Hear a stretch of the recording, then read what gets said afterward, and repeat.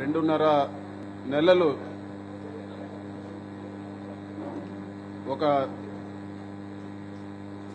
ఖైదీగా ఉండాల్సిన పరిస్థితి వచ్చిందని చెప్పి కూడా మీకు అందరు కూడా నేను తెలియజేస్తా ఉన్నాను.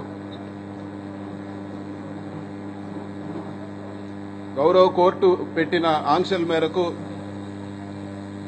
ఈ కేసు గురించి వివరంగా మాట్లాడేదానికి పర్మిషన్ లేదు. అయినా కూడా ఒక మాట నేను చెప్పదలుచుకున్నాను.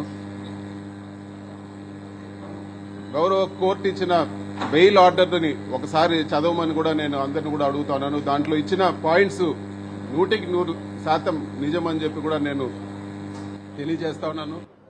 గౌరవ కోర్టు ఏదైతే ఆర్డర్లో విషయాలు చెప్పిందో అవన్నీ కూడా మీ అందరిని కూడా నేను ఒక్కసారి చదవమని చెప్పి కూడా నేను కోరుతా ఉన్నాను. ఇది వరకు ప్రెస్ మీట్ పెట్టి చెప్పడం జరిగింది.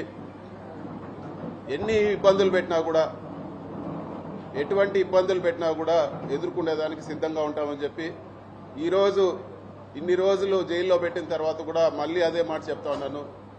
ఎక్కడ కూడా అధైర్యపడే ప్రసక్తే ఉండదు.